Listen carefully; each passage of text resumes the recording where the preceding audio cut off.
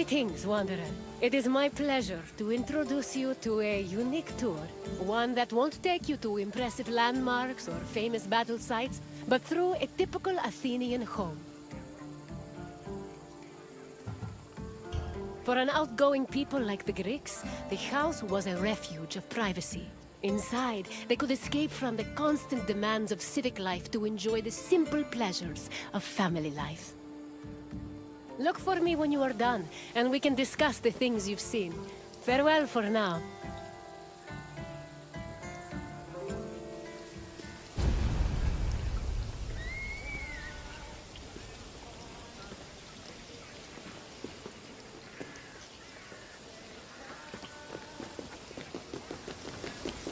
The house, or oikos, was a residence for Greek families and their slaves. Contrary to modern houses, which look outward, the Greek household was built to look inward on a courtyard.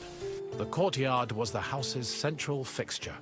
It was the building's main source of daylight, and also the location of religious altars dedicated to worship. The building itself was made up of familiar accommodations, including bedrooms, storage rooms, a kitchen, and a living room. Women were generally in charge of tending to the home, which in Greece was called oikonomia, a term that inspired the modern word economy.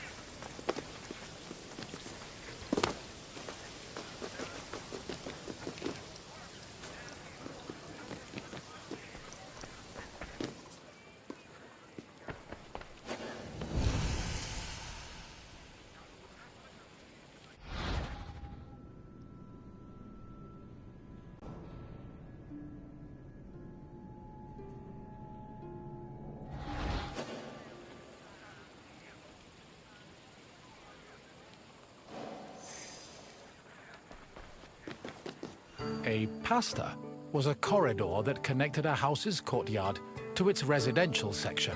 Archaeological evidence from the city of Olynthos reveals that pastas were added to Greek home design in the 5th century BCE.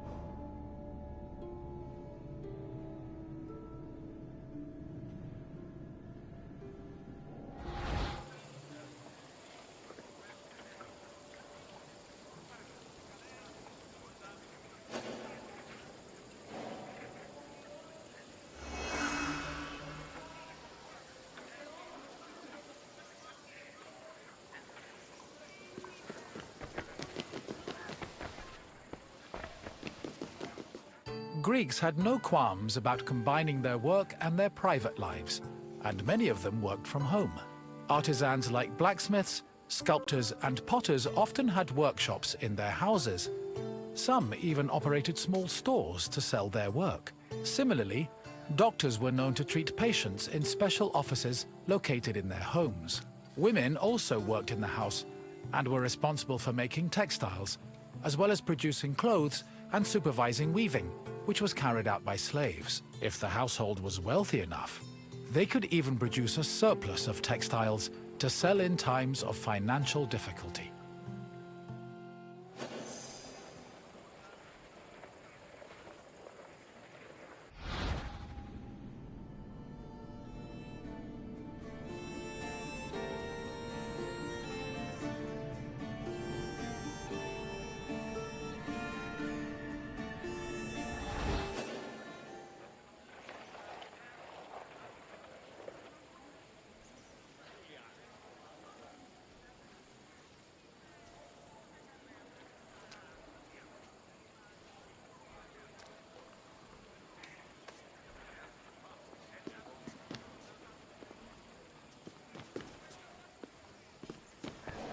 The inner courtyard was the nexus of the house. Functionally, it allowed air to circulate and also provided access to most of the rooms. It also sometimes housed a well or a cistern that collected rainwater. In the center of the courtyard was an altar to Zeus Hercules, who served as the protector of the household. Women would often use the space to sew and cook, while children used it as a play area. Furthermore, if the family had pets or animals, the courtyard was where they were allowed to run free.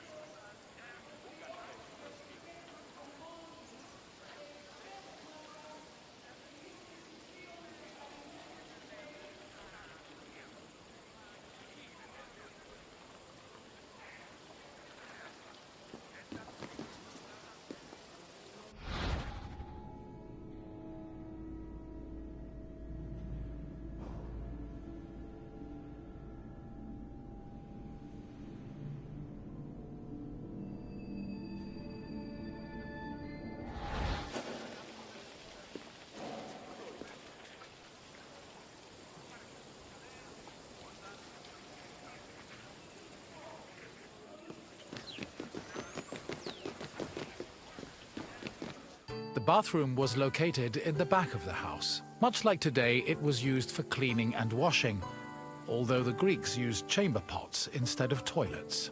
Most bathrooms had a luterion that could be filled with water for washing. Mirrors, razors, strigils, and sponges could also be found in the bathroom, along with small vases called aribaloi, which were usually filled with perfume or oil.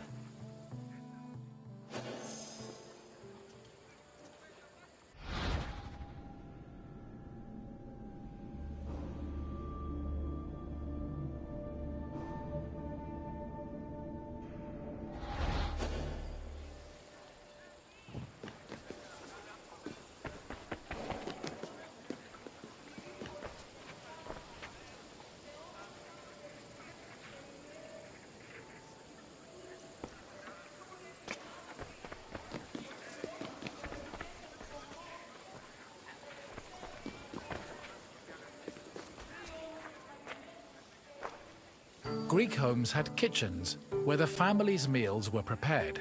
The Greeks did not often eat meat, except during special occasions like banquets or after sacrifices. They had mainly a grain-based diet, eating staples such as bread, porridge, or a barley cake called maza. They also occasionally ate poultry, fish, and other seafood, as well as fruits, vegetables, goat milk and cheese, and olive oil.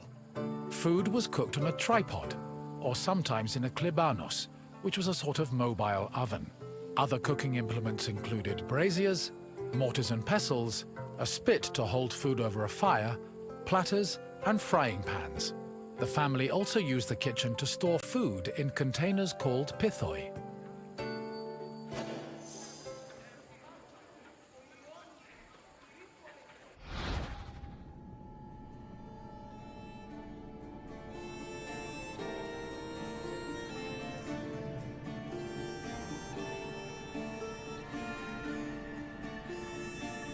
Greek homes had kitchens.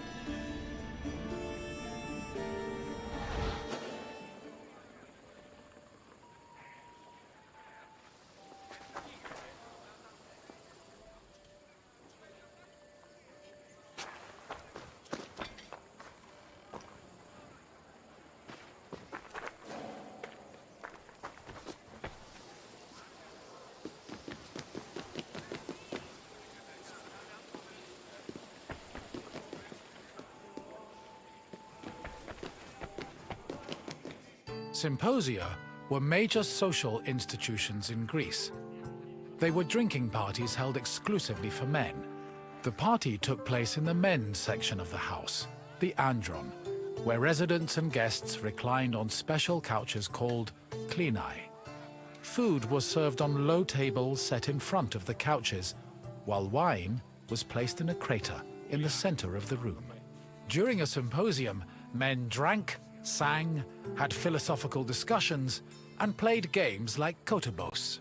Musicians, dancers, and even courtesans were often welcomed to attend as well. However, wives and daughters were always excluded.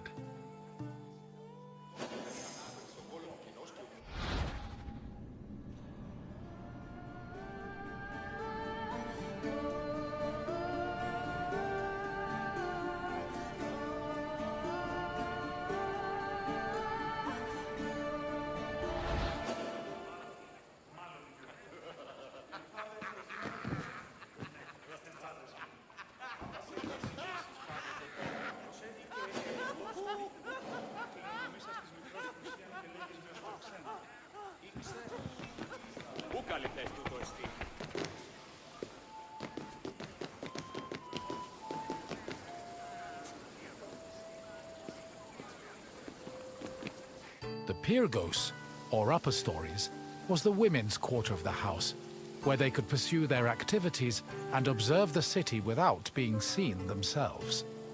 The rooftops were also used in a special rite called the Adonia, a private celebration held in honor of Adonis, which was reserved for women. At the beginning of spring, women filled terracotta pots with soil and lettuce seeds, then climbed a ladder to place the pots on the rooftop. These pots served as the women's very own Gardens of Adonis.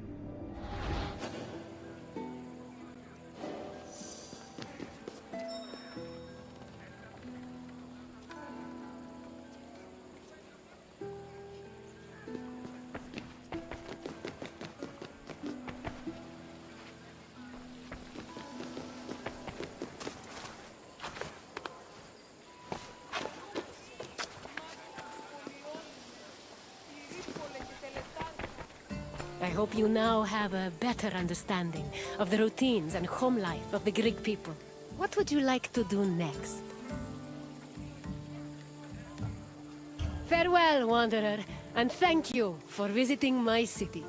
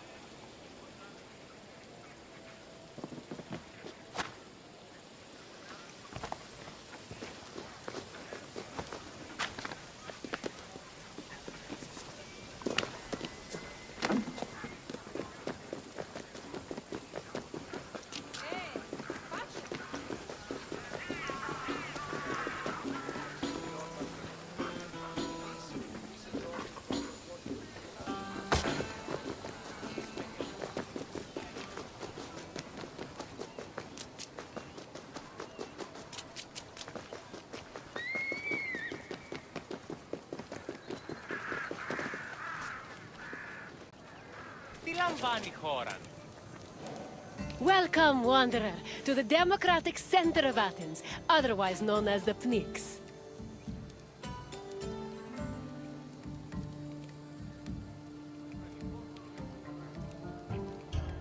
The Pnyx was the meeting place of the Athenian assembly and the physical embodiment of democracy at work. This tour will give you insight into how citizens made decisions and kept the city running. We can talk more when you have finished the tour. See you soon, wanderer.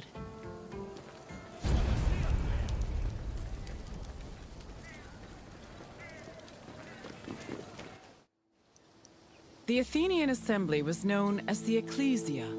It met at the Pnyx 40 times a year to discuss various civic matters, and each session usually lasted a few hours. The word Pnyx is believed to mean something close to packed together.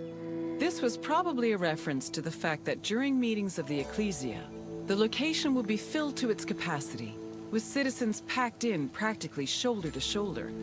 All male citizens were allowed to directly participate in the democratic process. Those over 20 years old had the right to speak and vote, while those over 30 could be elected to the higher position of magistrate.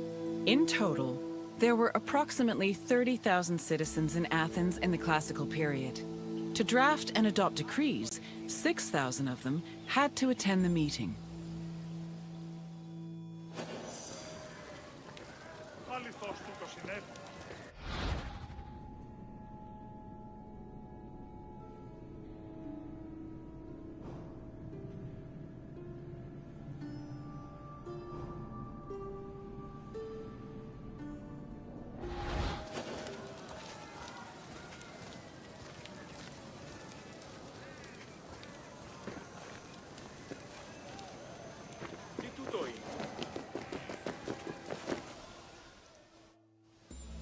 Citizens came from all over Attica's 10 districts to attend the meetings of the Ecclesia. The meeting was presided over by an executive council called the Prytanes. Every session began with a sacrifice to Zeus Agoreos, the patron of the assembly. During the meeting, citizens delivered speeches from the Pnyx's platform on whatever issues the city faced. Afterwards, the issue was voted on with a show of hands from the gathered assembly. The Ecclesia made important decisions about subjects like grain importation, expenses, and declarations of war. While they could not directly enact laws, they had a say in appointing Athens' legislators, which gave them a large role in shaping the city's daily operations.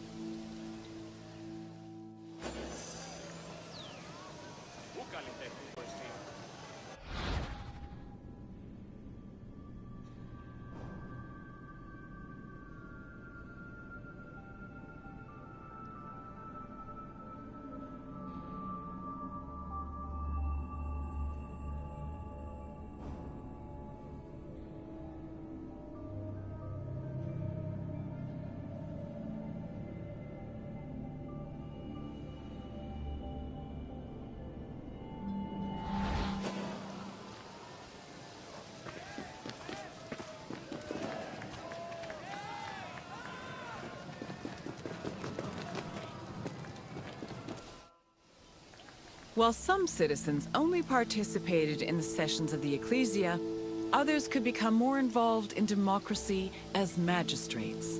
Magistrates were elected from among Athenian citizens over 30. They were often successful orators and charismatic politicians, and they held much more sway over important decisions than the average citizen. One of the most famous magistrates was Pericles, who was so popular he held his position for 15 years.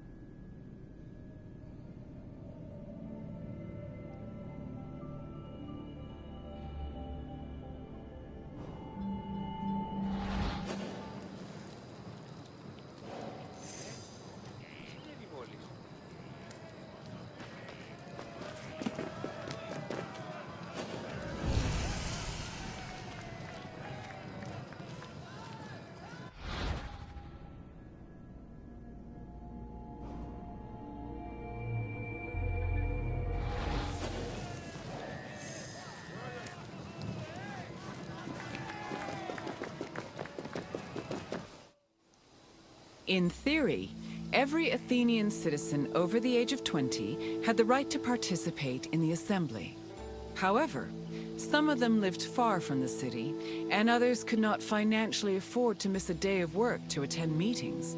For these reasons, the city introduced a special allowance called a misthos ecclesiasticos in the 4th century BCE, meant to encourage participation. Originally, it was 2 obols, but the politician Cleon raised it to 3.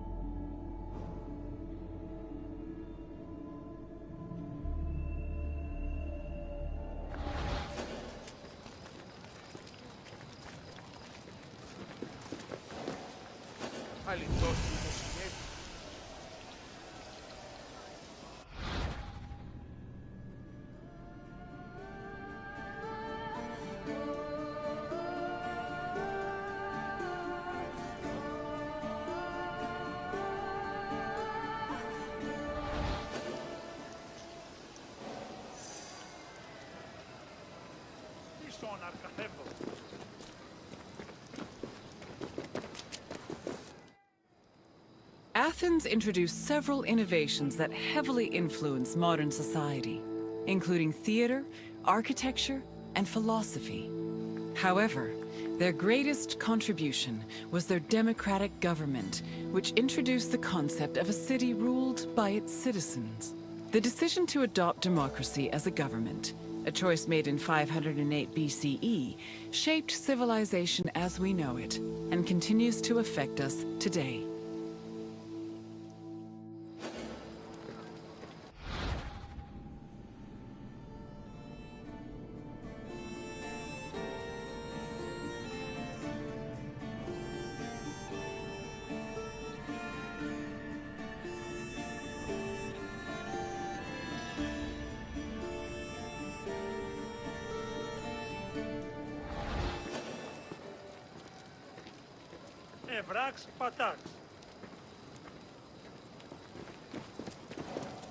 Hello again, Wanderer.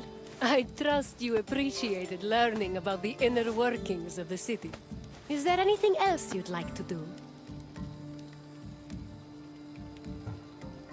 Very well. Farewell, Wanderer. Ούν δύναμε πιστεύειν τούτο.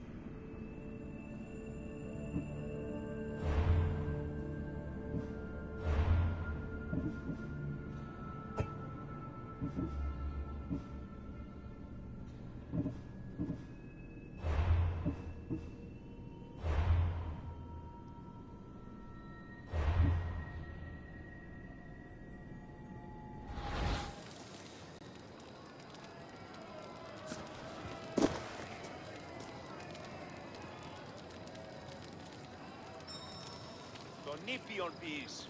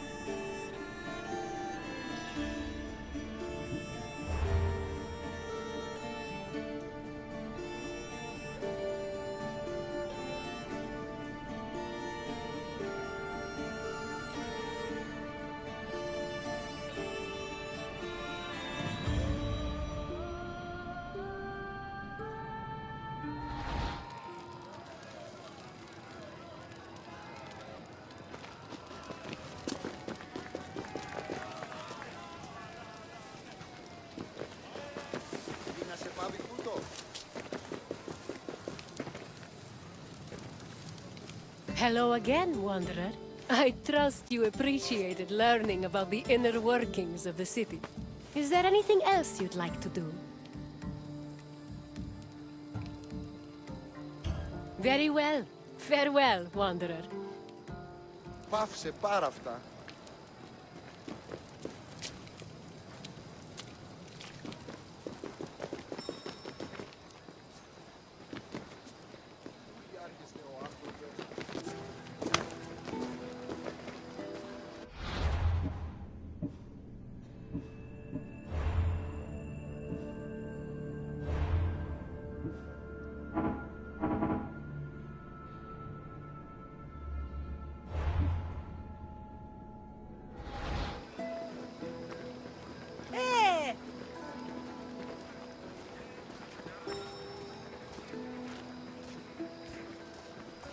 Ποιος?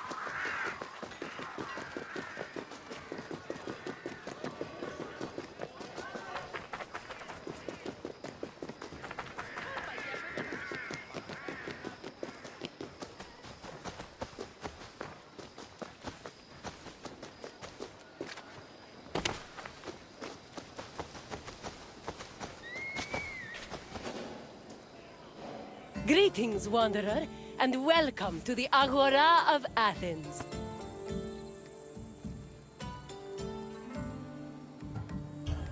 The Agora is the beating heart of any Greek city.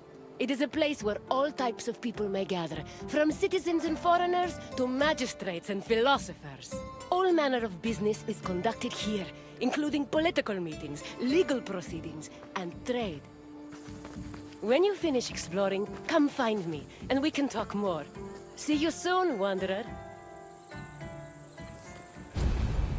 Enjoy your visit. I will see you soon.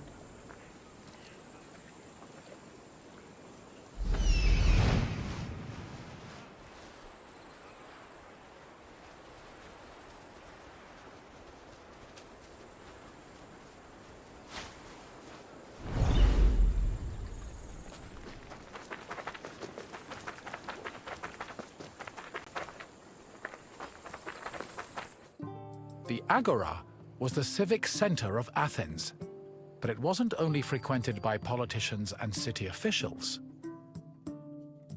The area housed a market where people could purchase food and other goods from merchants. It was also frequented by philosophers, who used the public space to establish schools and pass on their teachings to students. Religion had its place as well. Temples dedicated to Hephaestus and Apollo were located in the Agora, along with the altar of the 12 gods and the monument of the eponymous heroes.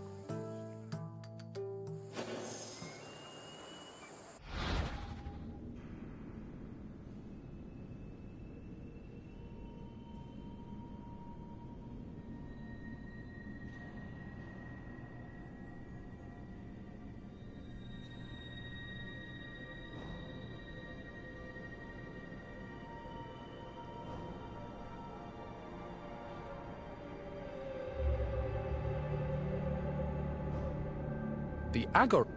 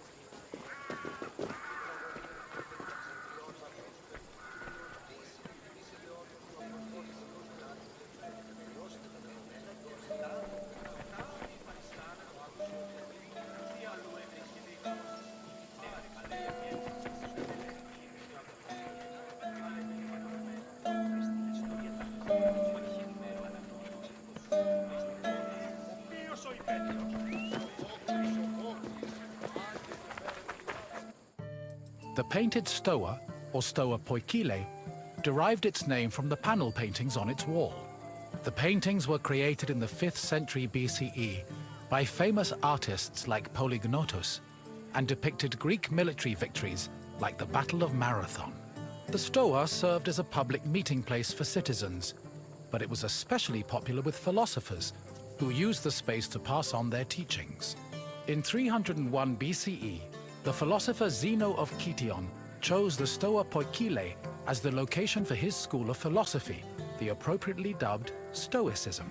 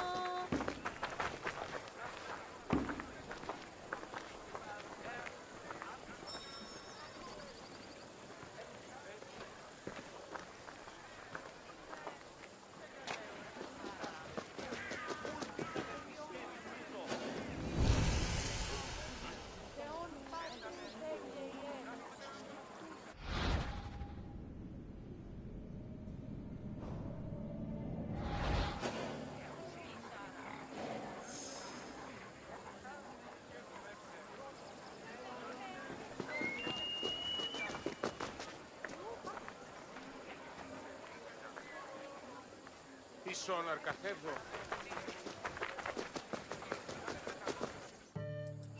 Trade in the agora was supervised by magistrates. There were 5 agoranomoi, who kept order in the market, controlled the quality of goods, and collected market dues. This provided revenue to the city and helped pay the magistrates and those in charge of maintaining order. The market benefited everyone. Customers bought what they needed, merchants made their living, and city officials received the money they needed to keep the wheels of democracy turning.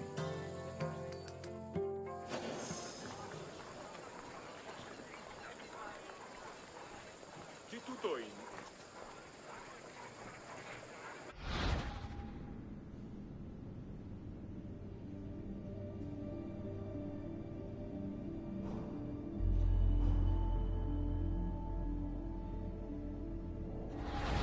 Ενοχλείς με.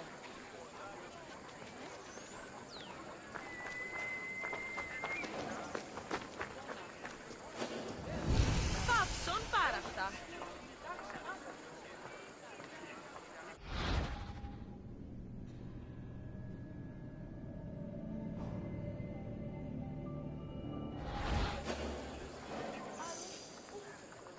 Τι στον χώρο κάνει.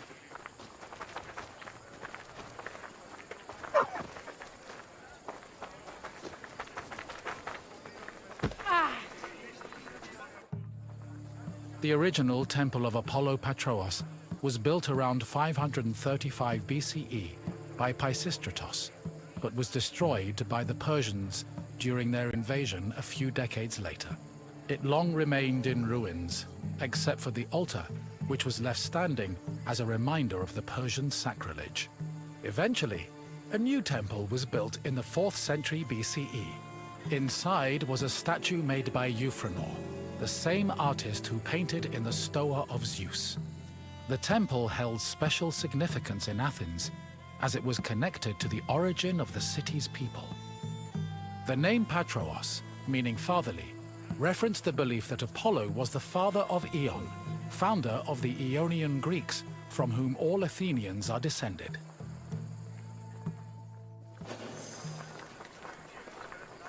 Σάρες το χαστή.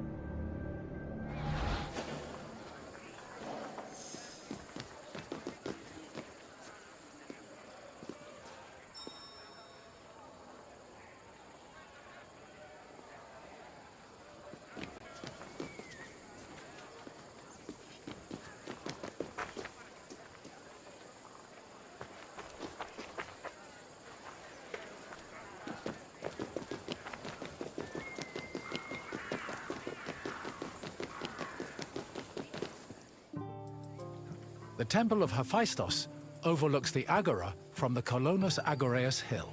Today it is one of the best preserved temples in Greece, owing to its conversion to a church in the Middle Ages.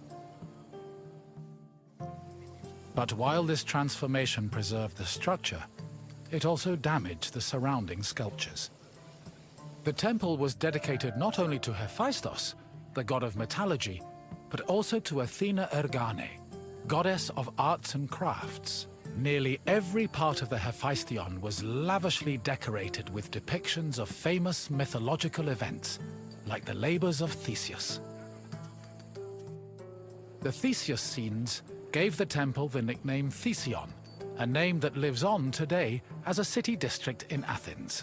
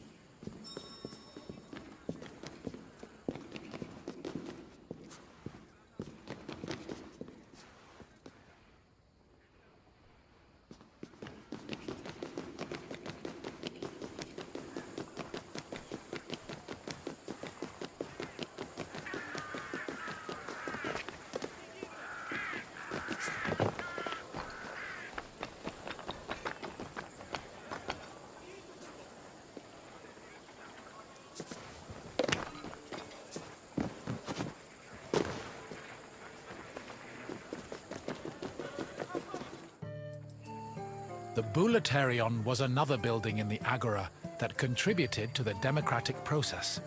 It housed the Athenian Council of Citizens, the Boulei.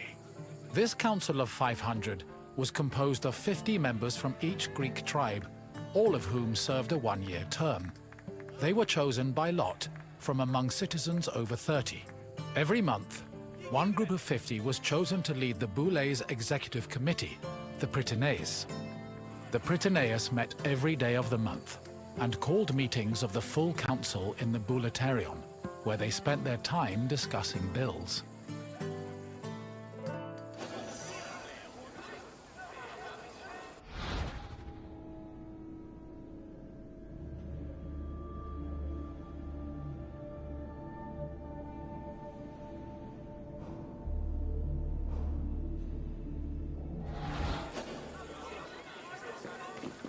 Τι συνέβη μόλις?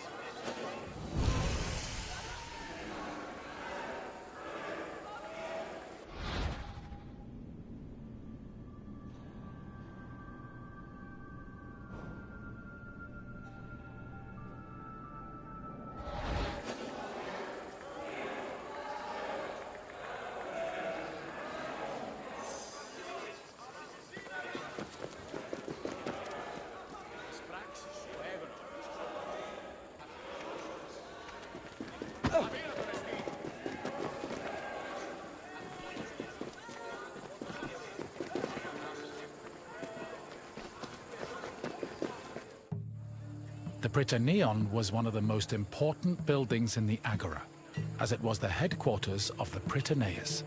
The Prytaneis was the executive committee of the Boulei, who ran the city's daily operations. The Prytaneis dined in the Prytaneon, and 17 of them slept on site to ensure there were always officials available to deal with emergencies.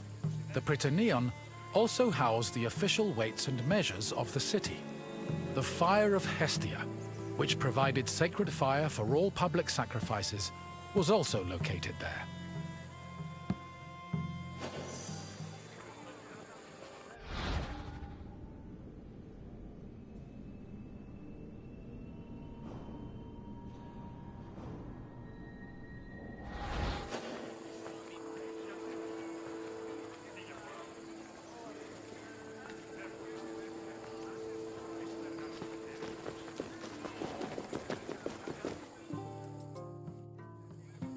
The Heliaia was the most important court in Athens and was presided over by a group of judges called Heliasts.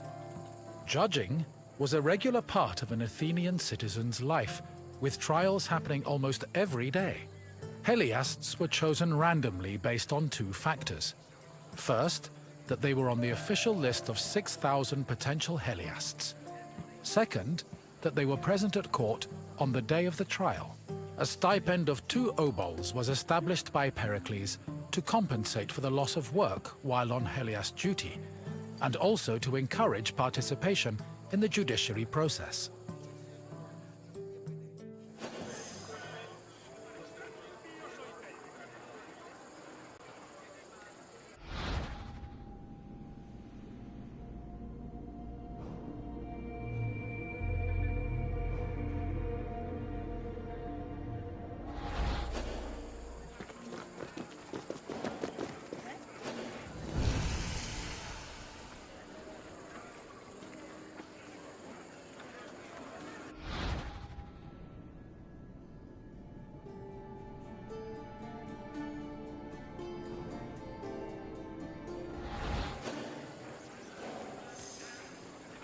Άδικο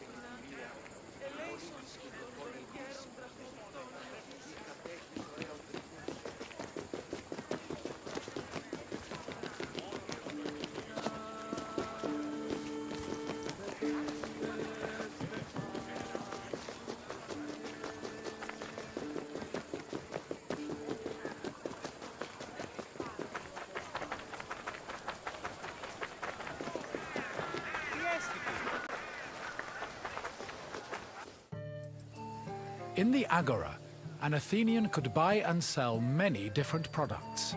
The permanent retail market was divided into sections according to the category of merchandise.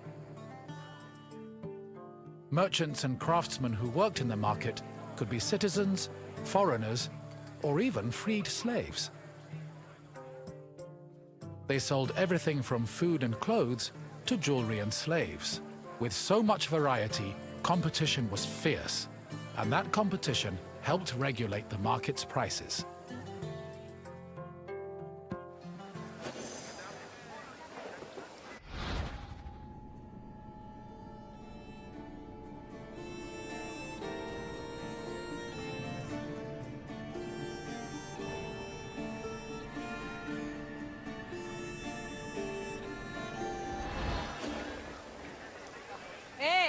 Παύσον τούτου.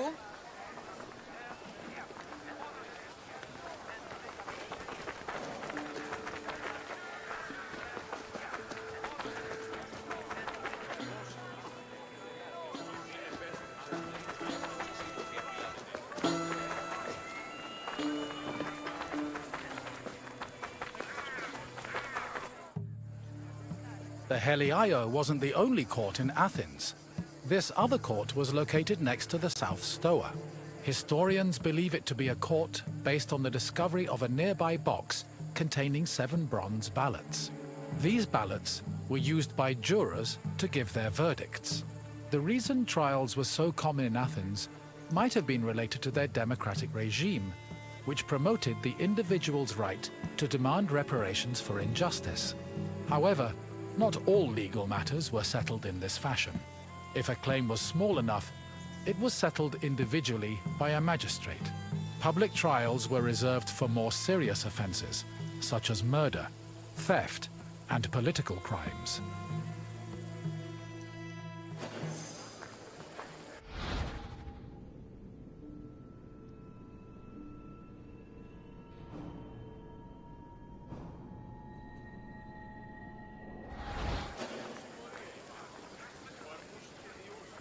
Δεν βρουν έξω.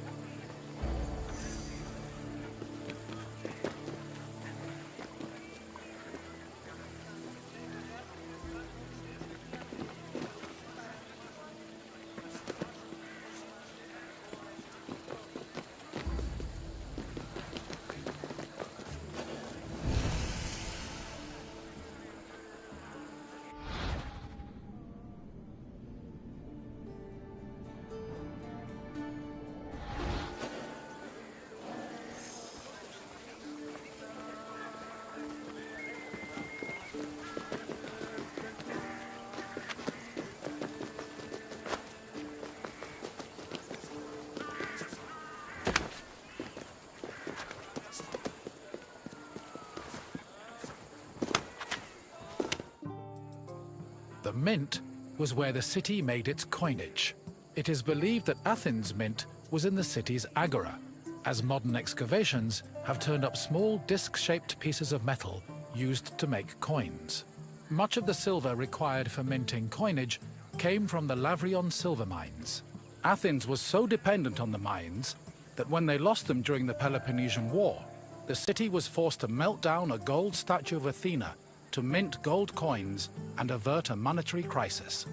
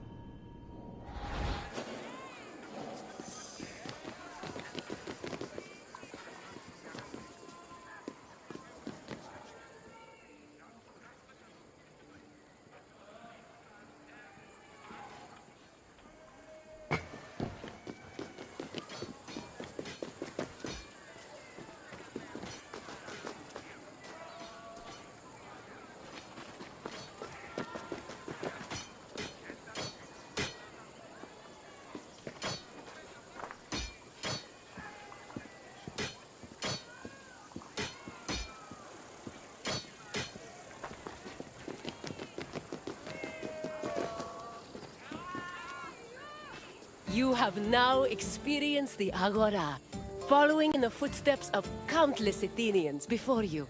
I hope the trip has impressed upon you how important this place was to trade, politics, and law. If you have any questions, don't hesitate to ask. Farewell, Wanderer. May we see each other again soon.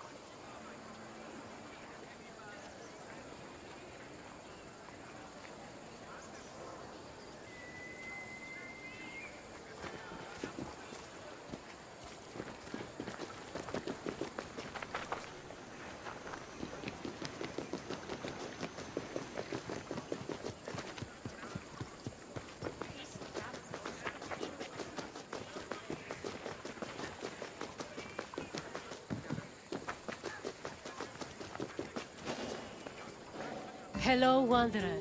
May I introduce you to the Keramikos, the kiln that warms all of Athens' pottery.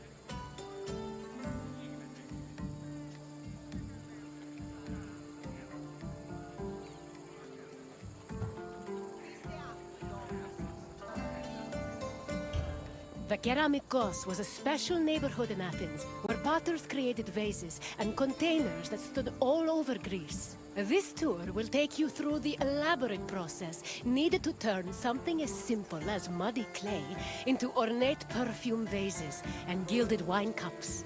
Come find me when you complete your visit, and we can talk more about what you've learned.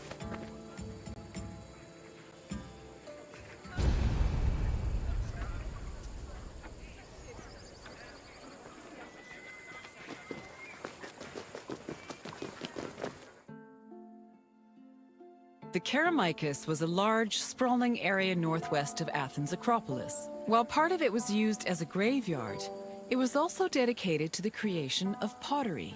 The Keramikos was so significant to the art form that its name lives on in the word ceramics. Perhaps drawn by the river, potters moved into the area and formed their own bustling community. It's believed that by the end of the 5th century BCE, hundreds of thousands of pottery vessels had been made in Athens, including everything from heavy, undecorated cooking pots to delicate and beautiful containers reserved for the most precious oils. Sadly, only around 1% of these works survive today, some only in small fragments.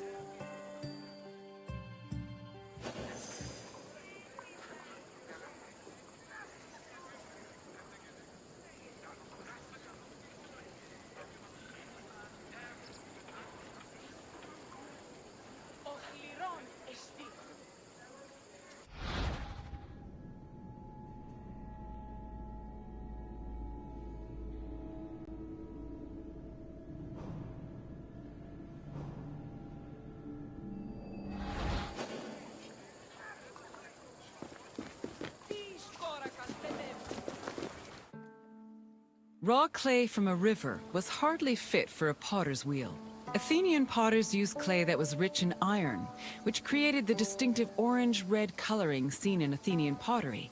But this high-quality clay needed to be handled carefully to avoid disasters in the kiln later on. The clay was first brought to settling beds, where it was mixed with water to wash out any organic debris like leaves. Once it was purified, workers kneaded the clay with their hands to push out air bubbles and create the texture necessary for a flawless finish.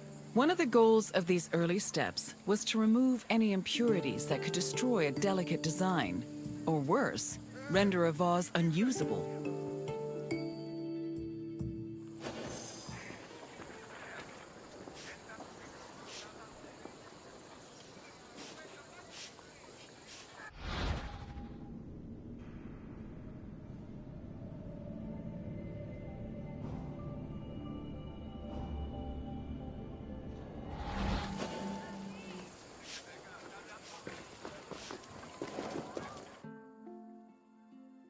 Once the clay was cleaned, it was up to the potter to shape it into a vase by spinning it on a wheel or pressing it into a mold. Their choice depended on what shape they wanted for the vase, but they also considered the possible scope of its decoration. Potters did not work alone. A workshop might have had many people working together on different aspects of production. Potters collaborated with many different painters for decorating their creations. Some of these painters even became potters themselves.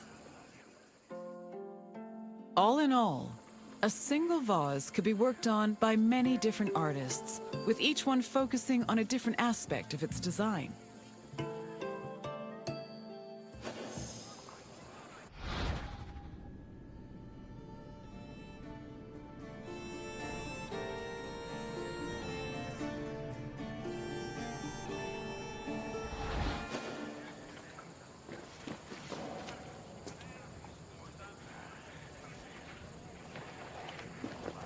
After the pots were shaped and decorated, they were packed into kilns for the lengthy and delicate firing process. The process had 3 stages: oxidation, reduction, and reoxidation. The main purpose of the firing process was to carefully manage the clay's exposure to oxygen. The chemical reactions caused by firing gave the pots their distinctive orange-red coloring. This also turned the designs made from the clay decoration slips glossy and black. The most difficult part of the firing process was managing the fires themselves. It required an enormous amount of skill and experience to properly judge the exact temperatures needed, and even the smallest mistake could ruin several hours of work.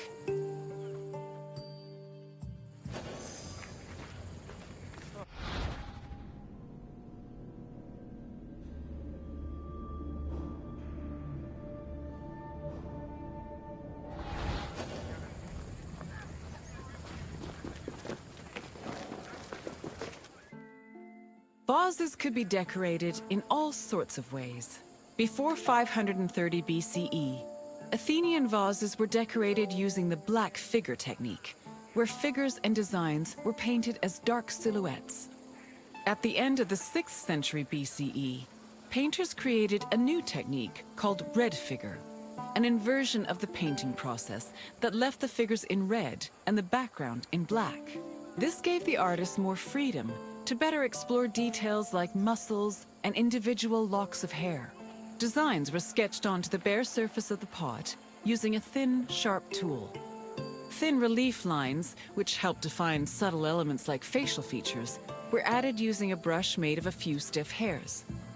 More elaborate vases were sometimes gilded, but these decorations were so delicate, they were most likely only added after the firing process.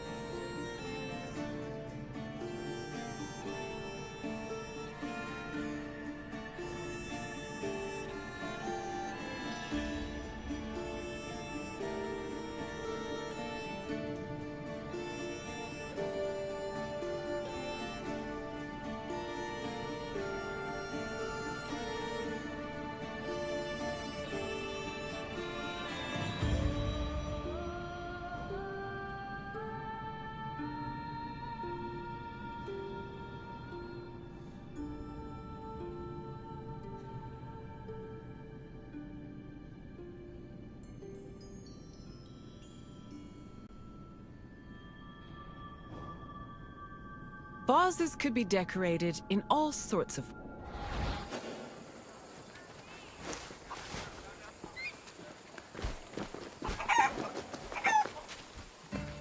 You've returned! As you can see, pottery was an arduous and delicate process, but was exemplary of the skill and craftsmanship that dominated Greek art and culture. Now, is there something else you'd like to do?